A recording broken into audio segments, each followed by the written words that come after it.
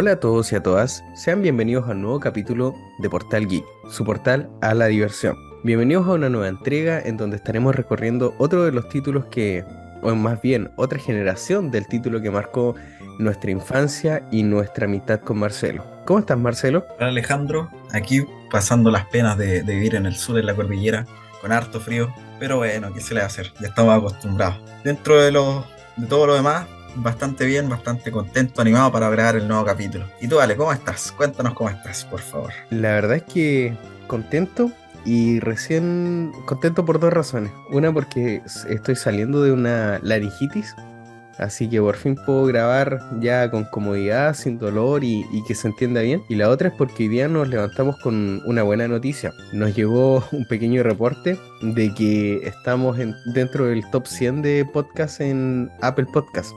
Así que al parecer hemos estado haciendo bien la pega y harta gente que tiene iPhone nos está escuchando. Así que muy agradecidos con el público que tenemos en Apple Podcasts y síganos también en Spotify para que vayamos compensando en las plataformas. Así mismo, pues, Ale. Y bueno, yo también quiero dar los más sentido agradecimiento a la gente que nos está escuchando. Esperamos poder llegar a más personas y uno de los motivos por los que queremos hacer eso es con el capítulo de hoy, pues, porque yo creo que el tema del capítulo de hoy en teoría tiene que abarcar a mucha gente porque es, creo que de la generación en la que más juegos la gente se identifica en cuanto al tema que vamos a hablar el día de hoy. ¿Qué tema vamos a hablar el día de hoy, Alejandro? Hoy día tomamos nuestras cosas, nuestras mochilas nuevamente y nos vamos a recorrer nuevamente nuestro camino Pokémon, en camino a ser el mejor entrenador del mundo. Este episodio va a estar destinado a la siguiente generación del capítulo pasado. Para nuestro audio escucha, nosotros le tenemos mucho cariño a esta saga, pues entonces decidimos dividirla por generaciones, con el motivo de poder revivir lo más posible todo lo que fue nuestra infancia, nuestra amistad y todo lo que nos brindaron estos juegos. Entonces, en este apartado vamos a estar hablando específicamente de la tercera generación. Asimismo, hay que considerar que la tercera generación no solamente abarca la tercera generación de Pokémon y regiones como tal, sino que en general la tercera generación son las primeras entregas de Rubí, Zafiro y después su posterior entrega de Pokémon Esmeralda, como también los remakes de Pokémon Verde y Rojo, conocidos acá como Rojo Fuego y Verde Hoja. Aparte de algunas entregas que hubieron para la GameCube, que son el Pokémon Colosseum y el Tempestad Oscura, que vamos a hablar. Ale, ¿cuál fue tu primer acercamiento con esta generación? Que nos puedas contar un poquito. La verdad es que esta saga yo creo que nos tomó a la gran mayoría por el mismo camino, por la misma vía, que es el camino de los emuladores. Yo creo que sin duda esta generación de juegos de Pokémon es la que más se ha jugado en emuladores. Todos hemos tenido alguna vez, o la gran mayoría, algún emulador de Game Boy Advance, ya sea en el teléfono o en el computador. Y es como la primera entrega que uno empieza a escudriñar, porque visualmente es muy atractiva, mucho más que la segunda generación. Entonces yo me acerqué por un compañero de la básica que estaba incursionando en los Game Sharks. Estaba trampeando para completarla con Pokédex y me llamó la atención esta generación porque en ese momento yo todavía seguía jugando la segunda y no conocía muy bien la tercera, pero bueno, tú sabes que a pesar de que conozca su historia y la he jugado, yo no soy muy fan de esta generación. ¿Y tú, cómo te acercaste a ella? ¿Cómo la conociste? ¿De qué manera te adentraste en los caminos de recorrer joven? Exactamente, yo partí esta generación jugando joven, jugando Pokémon Zafiro, también en emulador. Me acuerdo que cuando empecé a jugar en emulador, un compañero del colegio en ese entonces me pasó un emulador muy básico de lo que era un emulador de Game Boy Color. Y me pasó también, bueno, junto a ese emulador me pasó el Pokémon amarillo. Y aparte me pasó el emulador por excelencia de Game Boy Advance, que fue el Visual Boy Advance, que yo creo que es el emulador de Game Boy Advance más conocido, Clasicazo, eh, por, clasicazo. claro, para computadores. Y me pasó un juego de Pokémon para el Visual Boy Advance, que era el Pokémon Zafiro. Y yo me acuerdo que estuve mucho tiempo jugando solamente el Pokémon amarillo, porque le tenía un cariño a la región de Kanto y a esas aventuras que nunca pude terminar en Pokémon Rojo. Así que le di mucho tiempo al Pokémon amarillo. hasta que un día empecé a probar el Pokémon Zafiro y es el Pokémon que, uno de los juegos Pokémon que más tiempo le dediqué en la historia y con uno de los que más aprendí cómo es la mecánica de Pokémon, porque ya las mecánicas venían bastante pulidas desde lo que fue la última entrega en ese sentido del Pokémon Cristal. Yo creo que hubo una gran mejora en ese sentido, porque no solamente en lo gráfico y en lo musical, sino que aquí ya tenías que empezar a pensar un poquito más en el tema de la tabla de tipos, la combinación de llevar un equipo balanceado, no solamente Pokémon que pegaran fuerte, por decirlo de alguna forma. Se empezaron a ver de mayor forma los laberintos, los puzzles. En fin, para no alargarme más, eso fue mi primer acercamiento a la tercera generación con Pokémon Zafiro. La verdad es que concuerdo contigo en el apartado de que acá ya Game Freak junto con Nintendo se pusieron las pilas para poder empezar a mejorar y a pulir mucho más y nos entregaron una edición súper completa. La encuentro muy muy trabajada, pulida en cuanto al apartado, sobre todo el sistema de combate, la tabla de tipo y todo lo que uno tenía que cranearse para poder empezar a armar equipos, y creo que hicieron un buen trabajo. A pesar de que no me gusta mucho, a pesar de que no me gusta mucho, pero eso me queda para las opiniones más adelante. Bueno, joven, ¿cierto? La región más explotada de la tercera generación de Pokémon, es verdad, es la más visitada, la más jugada y la más atractiva, sobre todo en su edición Esmeralda. Pero sabemos que también contamos con remakes de generaciones anteriores y juegos que están en otras consolas. Para nuestros queridos de escucha nos vamos a centrar principalmente en Joven y el canto de los remakes, debido a que las ediciones de Colosseum son bastante extensas y quizás puedan tener un capítulo como tal. Así que las vamos a pasar un poquito por encimita, ¿ya? Canto, po. ¿Qué me podéis contar de Canto? ¿Cómo llegaste a esta edición? ¿De qué manera? ¿Lo hiciste una transición natural? ¿Cómo fue que te acercaste a esta edición?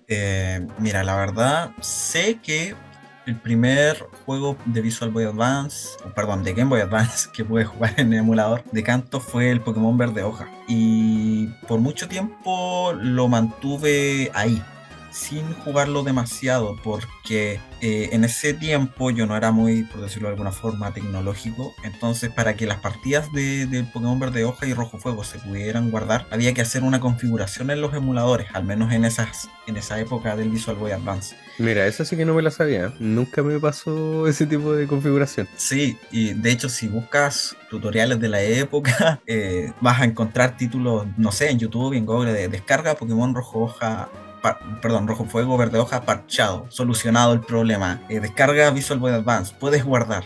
Eran títulos que se repetían en ese tiempo. Y bueno, por ese mismo problema fue que yo como que no jugaba mucho esa versión. Llegaba a los primeros gimnasios y después ya me aburría porque no podía continuar. Tenía que estar guardando con las opciones mismas del emulador, que era el típico y el chip. El save.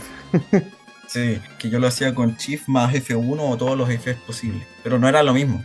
Entonces, en un momento en que llegabas a terminar la liga, le ganabas a tu rival, la historia principal de Pokémon, que no es muy distinta a la de sus predecesoras. Tú no podías continuar porque uno después, cuando gana la liga, perdón, antecesor, me confundí. Uno no podía continuar porque el juego necesitaba guardar la partida para continuar con el postgame. Y como no se podía guardar la partida. Ah, claro, poner el Hall de la Fama cuando tenías que presentar a tu equipo. Claro, ahí se guarda la partida. Y como no podías guardar la partida, el juego se reiniciaba desde cero. Entonces no fue hasta mucho tiempo después que, bueno, aprendí que había que hacer unas configuraciones en el emulador que se podía guardar, que pude explotar bastante Canto. Y la verdad es que este Canto es una versión bastante mejorada, podríamos decirlo de alguna forma, de la que estaban en sus antecesoras, sí.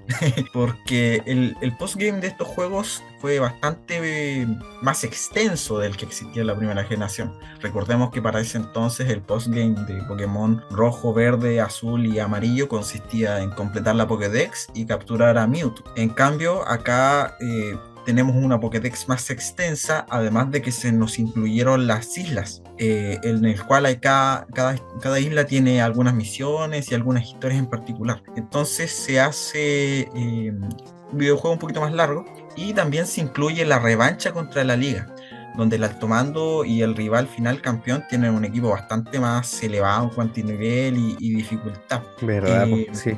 Sí, pues. conocemos por primera vez a... Bueno, ya lo conocíamos, pero en la historia más profunda de Bill, el creador de la caja de almacenamiento Pokémon. Claro, del Y de, sistema de almacenamiento que tienen los centros Pokémon. sí, exacto. Y aparte, empezamos a aprender de la interconexión en regiones. Tal vez más adelante en alguna cápsula o capítulo especial vamos a hablar de las líneas temporales en Pokémon, pero aprendemos que la línea de acontecimientos de Pokémon Rojo Fuego y Verde Hoja ocurren al mismo tiempo que los acontecimientos de Zafiro y Pokémon Rubí. Entonces ahí empezamos a explorar de mayor forma lo que es la interconexión entre estos juegos. ¿Qué más puedo aportar? ¿Qué puedes aportar tú, Ale? Creo que estoy hablando mucho. Pucha, es que la verdad es que yo sí que sé que tú eres un apasionado de Pokémon. Pues, ¿para qué nos vamos a leer La suerte entre gitanos? Tú eres mucho más fan que yo y hartas cosas las he aprendido gracias a ti. Pues. Pero la verdad es que el canto de estos remakes me fascinó. De verdad que visualmente me encantó. Siento que es como darle un aire nuevo a esta saga, pero totalmente, sobre todo esa generación. Yo lo jugué, lo rejugué y lo jugué y lo volví a jugar un montón de veces. Yo jugaba más la edición Rojo Fuego porque nunca me llamó la atención la edición Verde Hoja porque, bueno, cabro chico uno, pues siempre tenía que elegir por la portada, siendo que Venusaur es el mejor Pokémon de esa generación, pues era un tanque imparable que podía hacerle frente a todos, pues. A la mayoría de los Pokémon sin ningún problema en esa generación, jugando con las reglas de tipo de la primera generación. Pero sí, la verdad es que es una generación que, o sea, un título que recuerdo con mucho cariño cuando me lo pasó un vecino y empecé a jugar y a revivir todas esas aventuras. Fue una verdadera aventura nueva, fresca y que, pucha, le di como tarro un montón de veces. Así, pues, vale. Oye, ya que estamos hablando de canto, ¿por qué?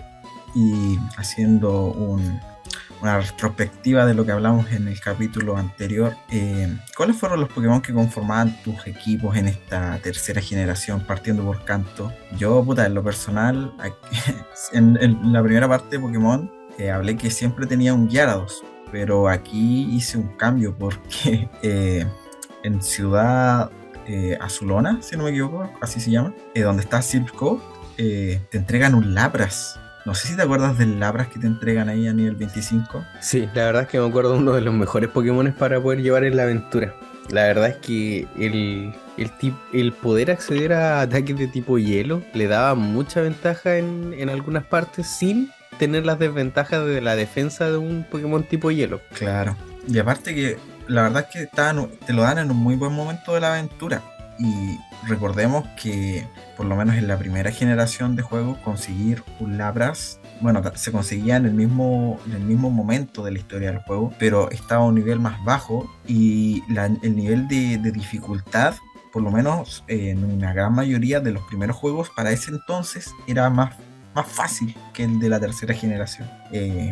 Así que conseguir un Lapras en ese momento era un buen Pokémon. Bueno, y también ahí dependiendo de la aventura, principalmente tenía a Charizard, generalmente Pidgeot, Lapras, y ahí ya empezaba a variar un poquito. Probaba a veces con un Rhyhorn para tener un Rhydon. Dependiendo de la versión, jugaba con un Victreebel o un Vileplume, porque hay que recordar que cada versión de juegos tenía su Pokémon exclusivo. Justamente.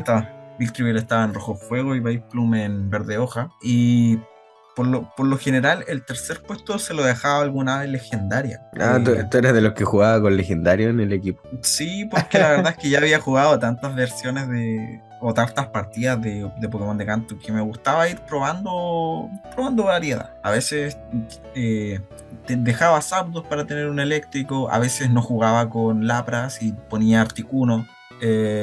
Y las partidas que iniciaba con un Squirtle o un Bulbasaur dejaba Moltres. Y así iba rotando por lo menos en Canto. ¿Y tú, Ale, qué nos puedes comentar de tus equipos? La verdad es que dentro de mi equipo yo era bastante clásico en esta versión. Ya vamos a hablar de joven, que ahí ya...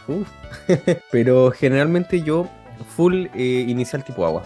Yo siempre elegía Blastoise en esta aventura, era mi caballo de batalla, el líder, por así decirlo, de mi equipo. El pájaro que ocupaba, el ave que ocupaba, siempre era Pidgeotto.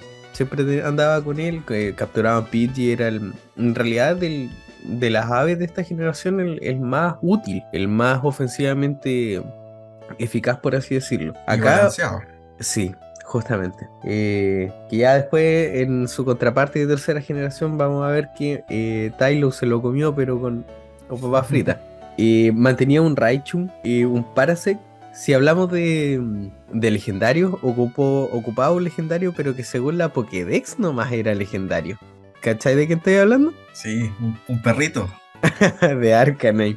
Ese Y mismo. bueno, parece que lo tenía porque me gustaba por la forma y porque era útil tener un Pokémon tipo bicho en esta generación, siendo que los dominantes de esta generación eran Scyther con Vidril, pero era útil mantener de vez en cuando un Pokémon tipo bicho en esta generación y me aproveché de la ventaja de experiencia de un intercambio. No sé si esto te da alguna pista, Mm. porque en uno de los subterráneos a ti te intercambiaban un Nidoran hembra por uno macho. Entonces Ah, yo, claro. Dependiendo de la versión. Te dan el entonces, que. El claro, contrario. la contraparte. Entonces yo cargaba con mi Nidoking, que aparte que podía carrear, era una bola de demolición en esta generación, y aparte que subía mucho más rápido de nivel. Entonces Sí. era súper útil para ciertas partes de la aventura en donde la estrategia pasaba a segundo plano y uno tenía que ir a ataque de fuerza pura con staff. Y ese era el equipo que más o menos siempre mantenía en esta aventura. Ya si pasamos a hablar de joven, ahí, la chulada.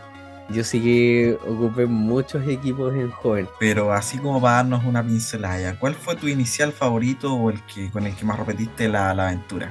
Lo que pasa es que yo me dejé llevar mucho porque yo creo que tú vas a estar de acuerdo conmigo.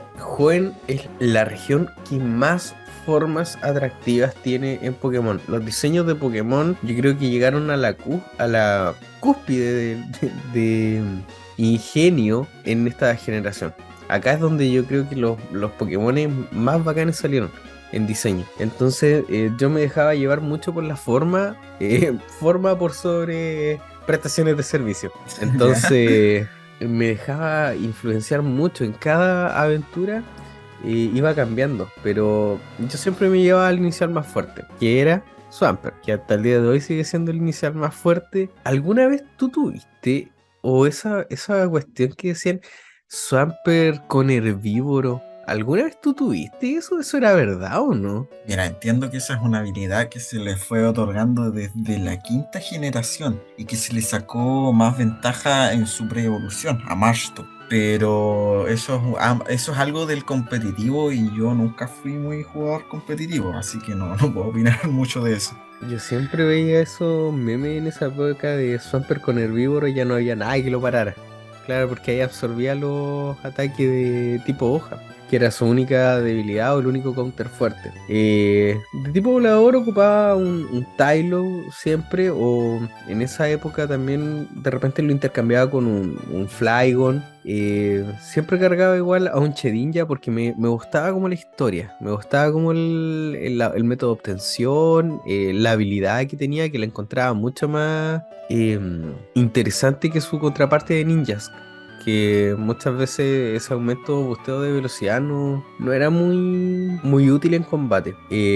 Un Explode, que me encantaba el diseño de Explode. Y aparte que yo soy bastante fan después del tipo agua, como que el tipo normal me llama mucho la atención y siempre cargaba con un tipo normal. Que a veces ese Exploit yo lo cambiaba o por un Hariyama o por un Agron, que también eran diseños que encontraba. Es que de verdad, aquí ya se sacaron todo el, toda la... Tiraban toda la carne a la parrilla. Y de repente intercambiaba. Pues llevaba un Armaldo, por ejemplo, que igual me gustaba mucho. Dusclops, que es uno de mis Pokémon favoritos, tipo fantasma. Obviamente ya superado solamente por su evolución Dusknoir en la siguiente generación. Y me llevaba los pesos pesados, que era a un Clydol, que era muy bueno en esa generación.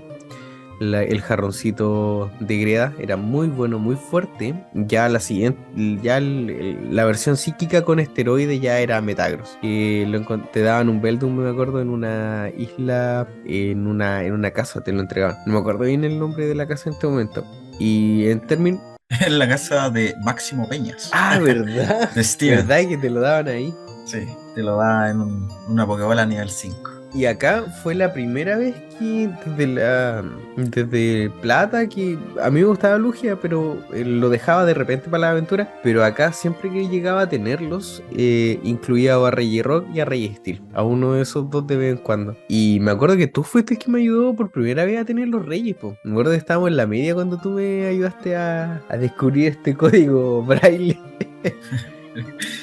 Pero en sí, eso era lo que cargaba de vez en cuando. Fue muy, muy atractivo para mí el diseño de los Pokémones. Más no el diseño general del juego. Pero eso más adelante. ¿Y tú? ¿Cuál era Eh, el equipo que llevabas, que manejabas irregularmente? O también te enviciaste con el tema de los diseños?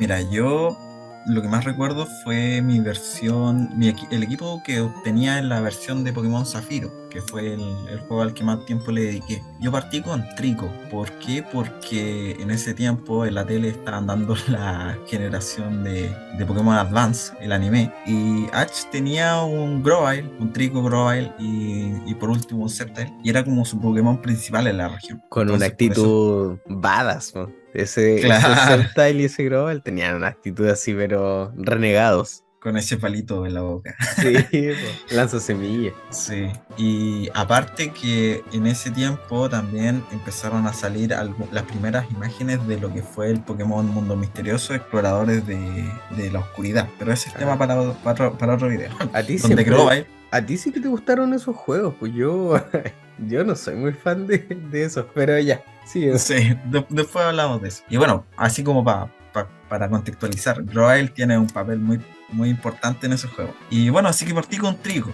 Y recuerdo que ahí fui avanzando y fui probando todos los Pokémon. Partía capturando un Wurmple, lo iba evolucionando. Ya nunca me gustó Dustox, no Beautifly, tampoco Zigzagoon. Así que recuerdo que en mi equipo final terminaba teniendo, bueno, a Sceptile, una Azumarill, un Pokémon de agua, porque nunca, no había un Pokémon de agua de la tercera generación que me llamaran la atención. No que probaba una Azumarill porque era como un Interesante elección, la verdad. Sí, la verdad es que sí. También tenía un Crobat, ese era mi Pokémon volador. Porque la verdad es que Suelo es un muy buen Pokémon en lo que estadísticamente se dice, pero nunca me gustó el diseño. Y eso es algo que es lo que... Es simplista, la verdad. Es simplista Sí, el diseño que tiene Suelo de Taylor. sí, porque venimos de la segunda generación. Bueno, en la primera generación tenías un Pidgeot, ¿cierto? Un Pokémon grande, impotente. Segunda generación pasamos por Hoothoot y Imponente. Noctowl. Impotente. Nos vamos por otro camino. Chuta. Ahí el editor que haga la corrección, por favor. Ahí. Bueno, entonces en segunda generación teníamos a Hoothoot y a Noctowl, Oh, que horrendos.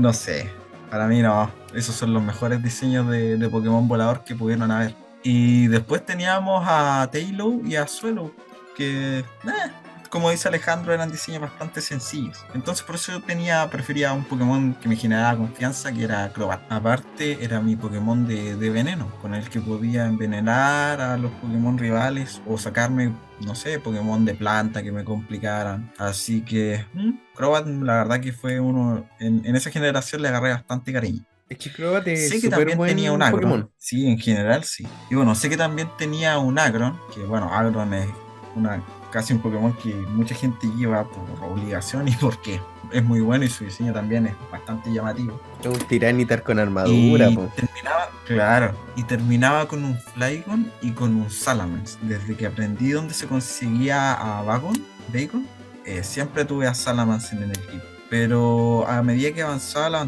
aventura iba probando bastantes Pokémon. Pero esos eran con los que siempre terminaba las primeras partidas de Pokémon Zafiro. Después ya cuando empecé a probar Pokémon Esmeralda, y bueno, yo soy un enviciado del frente de batalla. Ahí sí que probé muchos Sí. estilos de Pokémon nuevos, estrategias y todo eso. Sí, yo Uno creo de que mis eres mayores logros creo en la saga de de las Pokémon. pocas personas que conozco que ha como terminado todo eso, de tener los sellos, todos los símbolos, completado más de una vez el frente.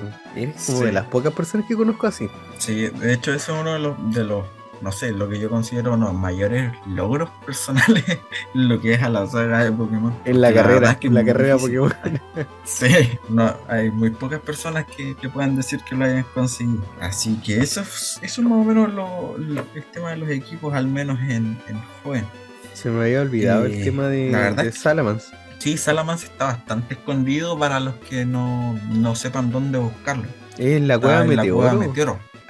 Sí. Sí, en la cueva Meteoro. Y en la última sala de la cueva Meteoro. Es una pequeña salita después de un lugar donde hay que hacer cascada. Entonces, para los que no saben dónde encontrarlo, es bastante difícil. Yo recuerdo que lo encontré de pura cueva, de pura cueva.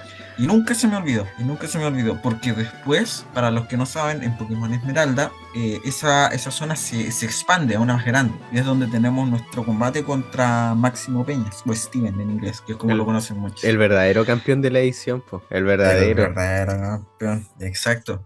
Oye, y hablando de campeones, ¿qué te parece el alto mando de Pokémon Zafiro, Rubí y Esmeralda? La verdad es que acá ya entramos como al tema de la opinión. En general, los encuentro muy regulares. Los encuentro muy regulares, por así decirlo. No, no son un desafío tan amplio como lo fue, por ejemplo, no sé, pues, la revancha que se genera en Kanto. El diseño de la Liga Pokémon en joven no me calentó para nada, por así decirlo. No es algo que me haya llamado en particular la atención, no así por ejemplo su contraparte más bélica, pero ya es como una batalla con esteroides comparar, por ejemplo, el frente de batalla con la liga, pero no es de mi particular agrado en general. ¿Y a ti? ¿Qué te pareció? Sí, yo creo que concordamos. Yo creo que la liga de joven de estos juegos se quedó bastante a deber en lo que respecta a dificultad, porque por lo menos los primeros altomandos, los altomandos en general son bastante fáciles de derrotar, independiente de si tu equipo es balanceado o no. El verdadero, por decirlo así, desafío es en Pokémon Zafiro y Rubí con Máximo o con Steven, que la verdad es que es el único, por decirlo así, NPC del juego que tiene una estrategia establecida y que te puede llegar a dejar con complicaciones, en especial Metagross con su ataque especial y ataque físico bastante, bastante elevado. Sí. Y en Pokémon Esmeralda se nos cae la liga Pokémon porque hacen un cambio, dejan a Publio como el campeón. Y la estrategia de Publio, bueno, Publio tiene puros Pokémon de agua y para ese entonces en el equipo es bastante fácil tener Pokémon con ventaja al tipo agua. Tener Pokémon de eléctrico como Manectric o Pokémon de tipo hierba. Puta, si pasaste la historia con Sceptile, Sí, Publio un es un trámite. trámite, es hoja aguda, hoja aguda, hoja aguda, hoja aguda, terminaste. Es que claro, pues lo que Así, trataba de hacer era como tanquear con Wailord, po. Era como lo que buscaba hacer para aplicar el NPC, en realidad trataba de hacer esa estrategia. claro, pero la verdad es que no funcionó. No. El verdadero desafío de esta generación fue, bueno, en Pokémon Zafiro Esmeralda, perdón, en Pokémon Zafiro y Rubí era la torre de batalla Sí. y, y que después fue ampliado en Pokémon Esmeralda con el frente de batalla. Que ese yo creo que es el verdadero desafío de esta generación y de esta región en general. Así mismo. Y ahora ¿Sí? pasamos a hablar un poquito como de las opiniones, porque estamos como desmenuzando todo el juego, pero en general, po, trama, aventura, historia. ¿Qué opináis de esta generación en ese aspecto? Yo creo que deberíamos concentrarnos un poco más en joven, que es lo que más carne tiene, porque un remake del juego igual es básicamente lo mismo. Podemos hablar del apartado gráfico de los sprites, pero mucho no vamos a sacar. Mucho no va a ser de interés, po. Entonces, centrémonos un poquito en joven, pues, ¿te parece? Ya, sí, está bien. Historia. ¿Qué te parece? A ver, la historia de Joven.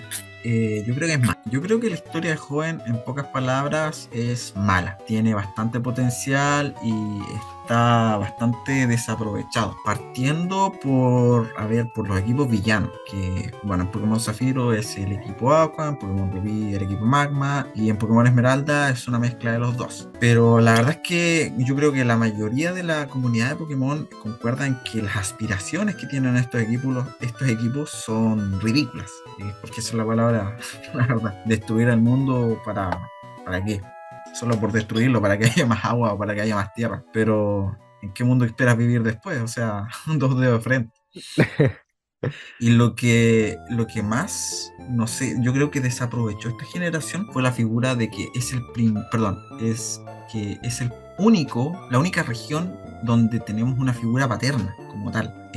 Porque en Norman líder de gimnasio, incluso del quinto gimnasio, lo encontramos solamente 2 veces en el juego, cuando tienes que pasar por el pueblo y cuando lo vas a enfrentar y no te vuelves a encontrar nuevamente con él. Yo creo que una forma básica, o no sé, una forma fácil de solucionar este problema en la historia era haber cambiado la figura de tu papá, de Norman, con la figura de Steven o del campeón, porque a lo largo de la aventura nos vamos encontrando con, hablemos de Steven, en bastantes oportunidades para poder derrotar al equipo Magma o al equipo Agua, o a los dos en Pokémon Esmeralda. Pero imagínate hubiese cambiado la figura de Steven, hubiese sido un líder de gimnasio más, pero el campeón tu papá. Básicamente con tu padre vas a derrotar y vas a salvar a la región. Y aparte terminas tu camino Pokémon enfrentándolo a él. No sé, es una opinión un poco Un what if. popular. Un what if, pero es una opinión bastante poco popular por lo que he buscado, pero que yo creo arreglaría bastante en lo que es la historia de estas regiones. ¿Qué opinas tú sobre la historia de La estas verdad es regiones? que, la verdad es que concuerdo contigo. En muchos de los aspectos siempre me parecieron ridículas las aspiraciones de estos equipos. Y bueno, te mencionaste dos de las curiosidades que íbamos a hablar en este capítulo. Una que es el único juego en donde nosotros tenemos una figura paterna presente y que más encima es un líder de gimnasio. Y la otra es que hay uno de estos juegos que es la versión como más completa, que tiene dos equipos enfrentándose, dos equipos enemigos rivales enfrentándose y que tenemos que derrotar. En sí, yo no soy fan de la historia y tampoco del diseño del juego. Como que no me gusta mucho el aspecto que le dieron. O sea, entiendo este concepto medio marítimo y todo, pero no es de mi agrado el diseño. Y el constante poco encanto que me generaba era lo que no me llevaba a jugar tanto esta edición. Pero sin embargo, hay algo que yo destaco mucho de estos juegos, y es esta primera aproximación, esta primera muestra de la cosmogonía Pokémon, porque ya empezamos a hablar de los Pokémones como dioses terraformadores que crearon todo el universo. Empezamos a explorar eso, que ya tú y yo sabemos que después en cuarta generación eso pero agarró vuelo, pero a más no poder. Ahí ya tenemos dioses, figuras, Dios, Satanás, ángeles, todo, de titanes, de todo. Pero De todo. este fue el eslabón, la piedra angular que creó todo eso, porque hasta el momento los Pokémon legendarios anteriores, claro, funcionaban más como guardianes que como Pokémon formadores del universo en donde se desarrolla la historia. Entonces eso es lo que destaco, pero como tal, la historia es bien simplista, se podía haber aprovechado de mucha manera, pero sí destaco esa parte. Respecto al frente de batalla, yo encuentro que es un desafío a la altura, digno, pero que después de un rato se vuelve demasiado aburrido. O sea, ya es algo por cumplir más que por disfrutar como tal. O sea, entiendo que hay gente que le encanta, no sé, pues combatir y tener, no sé, 1000 formas de llevar un combate, 1000 maneras, pero después de un rato ya es demasiado, yo creo. Esa misma fórmula, repetirla muchas veces, una y otra vez para los símbolos, yo creo que ya, no sé, pues después del intento 50 es por cumplir. No, nunca se llega a tantos intentos, pero la verdad es que tienes razón. A veces las fórmulas en el frente de batalla tienen que ser repetitivas porque si no, no funcionan, no logras ganar. Pero sí, está bien, bastante bien. La verdad no había pensado esa postura, al menos del frente de batalla. Oye, y otra cosa que incorporaron estos juegos fueron algunas incorporaciones de preevoluciones, que era algo que ya se venía probando o testeando de ¿Verdad, la po? generación anterior. ¿Alguna en particular que te llame la atención? La verdad es que nunca me esperé una preevolución, por ejemplo, como la de Wino, que es la preevolución de Woffet. Que, oye, que mencionando eso, es un Pokémon Shiny, su versión Shiny es más difícil que la cresta de conseguir, po. Tiene como uno de los ratios de aparición más bajos de todos los juegos de Pokémon. Me acabo de acordar de esa cuestión, que obtener un Wynote morado es más difícil que la cresta. Sí, eso sí. ¿Y a ti? ¿Alguna preevolución así como tal vez necesaria, innecesaria? Mira, sí, una que me llamó siempre bastante la atención fue la preevolución de Mari, que era Azuril, No, ¿verdad? por dos cosas. Porque yo siempre capturaba a Mari, nunca a Azuril. Y siempre encontraba a Azurill en los Pokémon, en los combates contra los NPC. Así era como lo conocí. Y para mí fue una revolución que la verdad pasó sin pena ni gloria. Pero así solamente para comentar como dato curioso, me parece muy curioso y gracioso de que Azurill no sea del tipo agua, sino que es un Pokémon de tipo normal. Y es uno de los pocos Pokémon que al menos hasta la quinta generación, antes de que se incluyera el tipo agua, perdón, el tipo hada, cambiaba completamente un tipo al evolucionar. Eso con Azurill. Sí, o sea, ya empezamos a abrir igual nuevos horizontes a ese tipo de mecánicas que después ya van a ser mucho más comunes. Ya Claro. como que en cuarta generación tomaron todo lo bueno de la tercera y lo llevaron como al siguiente nivel, excepto la velocidad del personaje al caminar.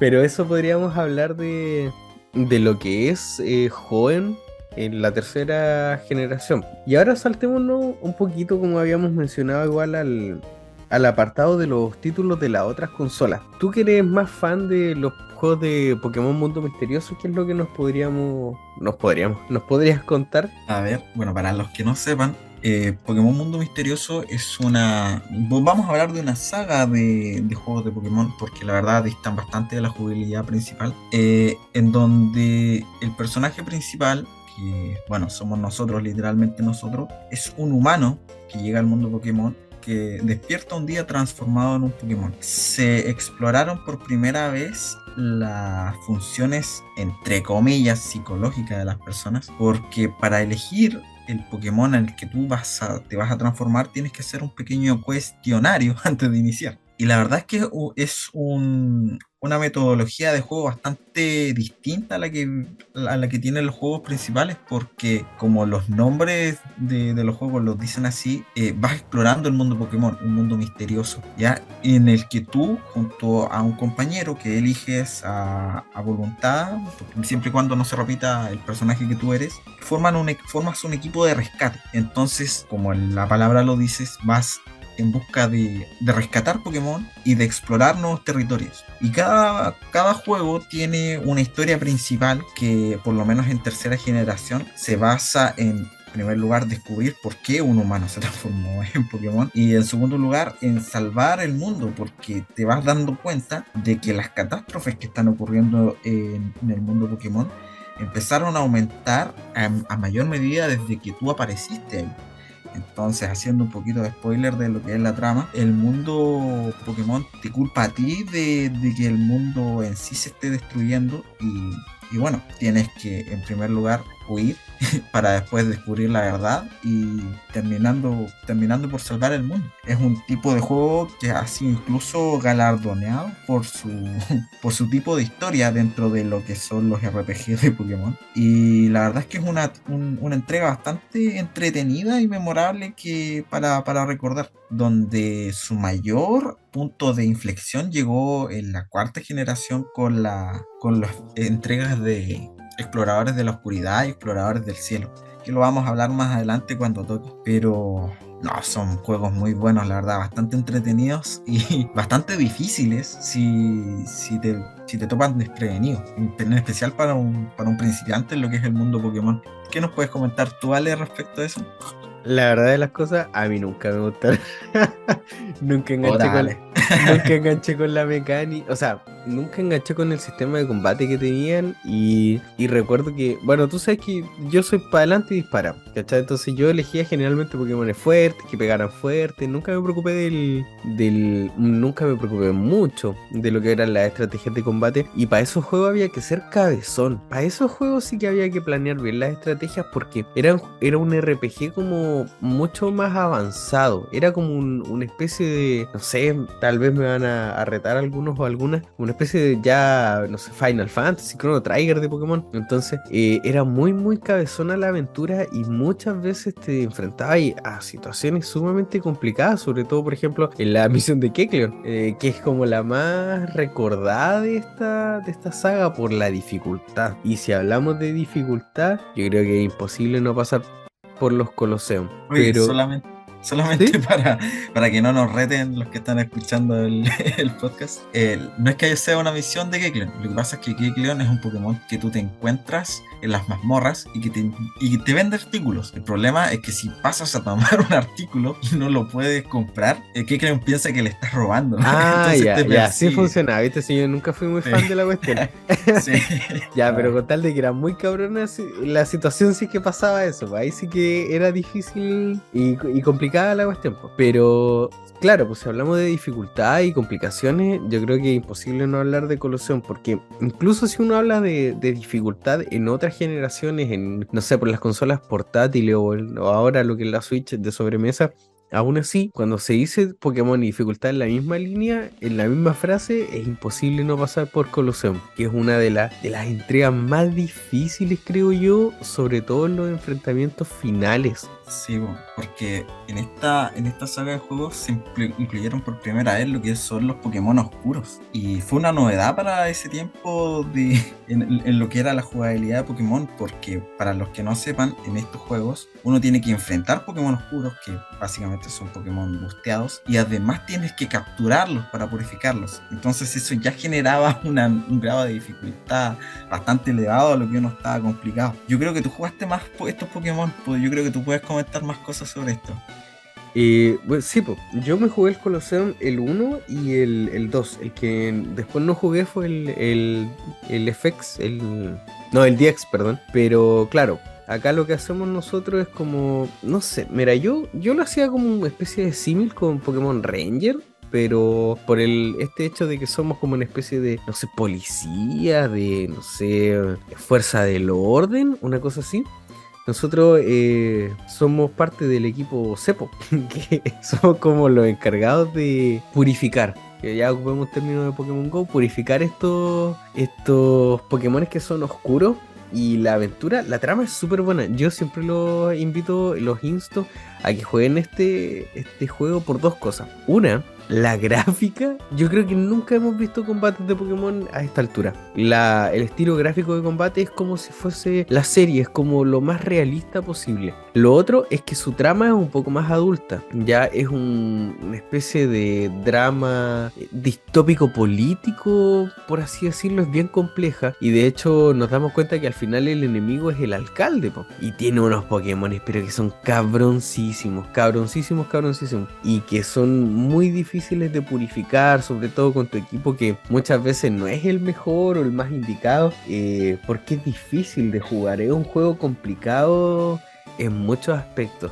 Pero los invito a jugar si es que quieren cranearse un poco y sufrir porque van a perder muchas veces, sobre todo en los enfrentamientos con los jefes. Sí, este regalo final de Pokémon Colosseum y también el de Tempestad Oscura, principalmente el de Pokémon DX, o como lo conoce la gente, Pokémon XD, El para XD, abreviar, sí, Pokémon sí. XD. Tiene, yo creo que uno de los jefes finales más complicados porque tiene a las tres aves legendarias oscuras, además de un Tiranitar, un Tauros y si no me equivoco era un Salamence. Y los 6 Pokémon son oscuros, entonces tienes Sí. que purificar, capturar y purificar a los 6. Aparte que están busteados, te van a... No, sí, a mí me costaba mucho derrotarlo, así que es un verdadero desafío para todos los que quieran jugar estas entregas. Sí, derrotar a Néfiro. Néfiro se llama. Néfero, no me Era, acordaba el nombre, pero ese, era, sí, Néfero. era muy, muy cabrón ese compadre. O sea, yo como te digo, nunca jugué ese, pero vi los videos, ¿cachai? Porque obviamente tengo que indagar y todo esto. Y no, era una batalla que de verdad se notaba muy cabrón. Oye, Marcelo, yo creo que ya estamos llegando como al final del episodio, ya porque está este counter de la muerte ahí arriba del Zoom. Nos quedan ya lo último para cerrar. Yo creo que esta generación es la más jugada. Yo creo que es la más jugada de todas las entregas y todos los títulos. La que más se explotó y que pudo dar para más. Pudo dar Sí. para más. Esas son mis palabras al cierre, por así decirlo. Así para concluir, bueno, esta generación yo creo que nos dio mucho a lo que es la comunidad de Pokémon y a los fans de Pokémon, porque algo que no se comentó es que de estas entregas se nacieron los principales hack rooms de Pokémon, que le vamos a dedicar algún video, pero estos juegos fueron la base de muchos hack rooms y de entregas bastante buenas. Sí, pues los hack rooms. Yo creo que esta generación dio como la puerta de entrada a todo lo que fue ese apartado de los videojuegos de Pokémon, ya sea por el tema gráfico o no sé, los conceptos que agarra la gente que crea los hack rooms para poder desarrollarlos, pero de que aquí explotaron, explotaron. Sí, pero como lo hemos venido hablando en capítulos anteriores, yo creo que nos va a tocar hacer un capítulo, una entrega dedicada solamente a los hack rooms, porque yo creo Sí, que se la merecen. totalmente. Bueno, estimados y estimadas, ya hemos llegado al final de este episodio recorriendo Joven y recorriendo un poco de los recuerdos de las generaciones más jugadas de Pokémon, que a pesar de que no son del agrado de todos, como por ejemplo en mi caso, no se puede negar que influyeron mucho en las futuras entregas, además de formar un poco del universo mitológico de la franquicia. Gracias por habernos escuchado y les recordamos que si les está gustando este proyecto, se suscriban y nos apoyen. O sea, ya sabemos que el proyecto está funcionando por las métricas, pero les agradeceríamos mucho si es que nos siguen, sobre todo en Instagram y en Spotify. No cuesta nada. Así que muchas gracias. Nuevamente, gracias Alejandro por estar aquí conmigo hablando. La verdad es que a mí el tiempo se me pasó volando. La verdad de La las cosas. verdad, hablamos más de una hora y la verdad es que me quedé con ganas de seguir conversando, pero bueno, no se puede. Creo que hablamos de lo más importante y espero que a la gente le guste y les traiga un hermoso recuerdo o las ganas de probar alguna de estas entregas. También les queremos recordar que tenemos redes sociales. Si quieren hacernos llegar algún comentario, queja, crítica, lo que sea, nos pueden encontrar en Instagram y TikTok como @portal_geek_podcast y en YouTube como Portal Geek Podcast, todo juntito. Alejandro, de nuevo te reitero las gracias y vamos a tener que, no sé, volver a hablar de este tema porque La verdad es que con Pokémon uno siempre queda con gusto a poco. sí, la verdad a mí se me pasó el tiempo volando y me gustaría haber dicho muchas más cosas, pero bueno, lo Yo vamos a creo, ir viendo más adelante, igual en la parte 3 donde nos tocará hablar de la cuarta generación y de las mejoras que hubo respecto a la tercera. obvio, pues siempre podemos hacer un contraste entre la tercera y la cuarta, quizás abarcando esas cositas que se quedaron en el tintero. Claro. Pero hasta el próximo capítulo, estimado amigo mío, gracias por acompañarme y gracias a todos y a todas las que nos escucharon. Adiós y nos vemos en un próximo capítulo.